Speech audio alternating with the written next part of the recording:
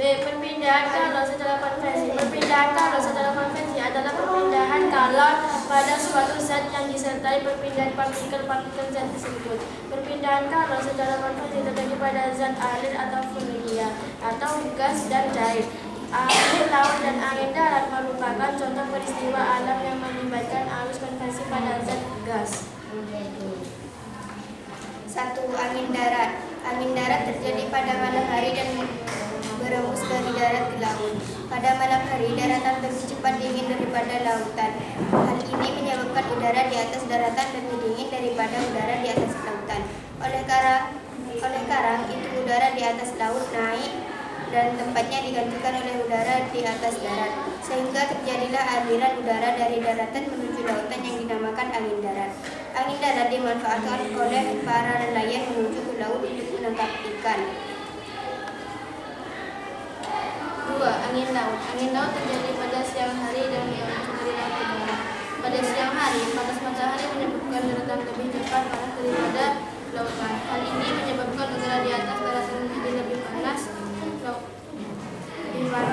daripada udara di atas laut, sehingga terjadilah aliran udara dari lautan menuju daratan. Dinamakan angin laut. Angin laut dimanfaatkan oleh nelayan untuk kembali ke darat atau pantai setelah menangkap ikan. C. Perpindahan kalor secara radiasi. Perpindahan kalor tanpa melalui zat perantaran disebut radiasi atau pencernaan. Contoh, perpindahan kalor secara radiasi misalnya api unggun atau panas matahari sampai ke bumi. Perpindahan kalor secara radiasi dapat merambat melalui ruang hampa, sedangkan perpindahan kalor melalui konduksi tidak dapat melalui ruang hampa. 9. Manfaat kalor dalam kehidupan sehari-hari. Berikut beberapa contoh penerapan perpindahan kalor secara radialis dalam kehidupan sehari. A. Pada siang hari yang panas, orang lebih suka memakai baju cerah daripada baju gelap. Hal ini bertujuan untuk mengurangi penyerap kalor. B. Cat mobil atau motor dibuat mengkilap untuk mengurangi penyerapan kalor. C. Menggunakan jaket tebal. D. Dinding termos dilapisi berat. Dalam kehidupan sehari-hari banyak jumpai peralatan rumah tangga yang prinsip kerjanya menggunakan konsep pembinaan kalor. Misalnya penjin dengan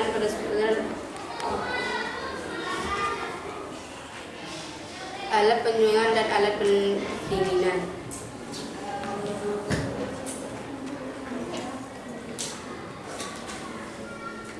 Termos adalah alat yang berfungsi untuk mencegah hingga panas baik secara polusi konvensi atau radiasi. Termos terdiri atas dua jenis, yaitu termos air panas dan termos es. Termos air panas digunakan untuk mempertahankan air panas supaya tidak cepat dingin, sedangkan termos es digunakan untuk mempertahankan es supaya tidak cepat cair karena pengaruh panas udara sekitarnya. Termos merupakan sebuah botol di dalam botol antara botol luar dan botol dalam. Terdapat ruang vakum atau ruang hampa sehingga perpindahan kalor secara konvensi dari dindingnya karang keluar tidak dapat terjadi. Pada botol bagian dalam dilapisi permukaan yang mengkilap berfungsi sebagai pematu radiasi. Pada botol bagian luar biasanya dilapisi lapisan perak untuk mengaburkan radiasi kabur ke dalam termos. Tutup termos biasanya dibuat dari bahan isolator, misalnya gabus atau plastik. Tutup termos dari bahan isolator berfungsi untuk mencegah perpindahan kalor secara kondusi pada permukaan air. B. Setrika. Pada setrika terjadi perubahan energi listrik menjadi energi panas. Panas yang dihasilkan elemen pemanas dikonduksikan melalui alas besi yang terdapat di bagian bawah setrika.